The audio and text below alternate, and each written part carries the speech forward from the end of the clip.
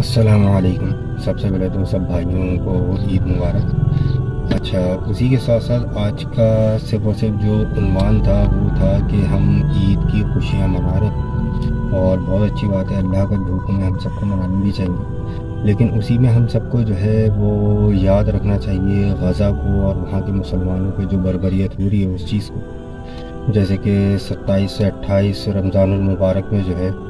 وہاں پر تقریباً 50 سے زائد بچے جو ہے وہ صرف بھوک کی وجہ سے جو ہے وہ انتقال کر گئے ہیں، شہید ہو گئے ہیں۔ اور عید کے پہلے دن جو اس پر حملہ کیا گیا ہے فلسطین کے اوپر، اس میں 121 لوگ جو ہے وہ جاں بحق ہوئے ہیں، شہید ہو گئے ہیں۔ تو ہم سب کو ان کا بھی اپنے ساتھ ساتھ خیال رکھنا چاہیے اور ان کے لیے دعا بھی کرنی چاہیے،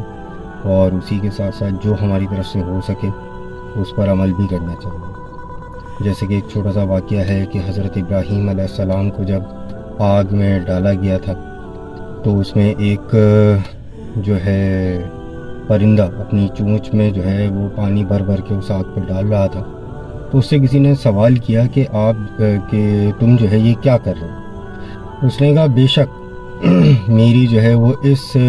چیز سے جو ہے وہ آگ نہیں بجھے گی، لیکن جب اللہ کے سامنے مجھ سے سوال ہوگا کہ میرے نبی کو جو ہے وہ آگ میں جلایا جا رہا تھا تو کیا کر رہا تھا،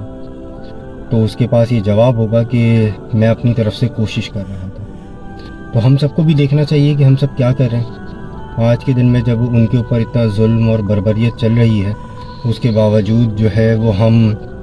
چلیں ان کے لیے دعا بھی کر رہے ہیں، صحیح ہے، اپنی طرف سے کچھ اس طرح کا عمل نہیں کر پا رہے، تو کم سے کم ان کی معیشت کو تو ہم اپنی طرف سے کوشش کر سکتے ہیں روکنے کی، جس میں ہم جو ہے جو ہمارے سامنے سر فہرست چیزیں ہیں، کوک ہو گئی، پیپسی ہو گئی، 7 اپ ہو گئی، یا پھر اور جو ان کی دیگر اشیاء ہیں ان کی لسٹیں بھی جو ہے وہ فراہم کی جا رہی ہیں بارہا بہت سارے لوگوں کی طرف سے، لیکن ہم جو ہے ان سے اجتناب نہیں کر رہے۔ تو ہم سب کو یہ سوچنا چاہیے کہ جب اللہ تعالی ہم سے اس بات کا سوال کرے گا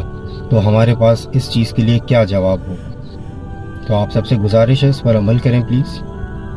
اور عید مبارک۔ شکریہ، اللہ حافظ۔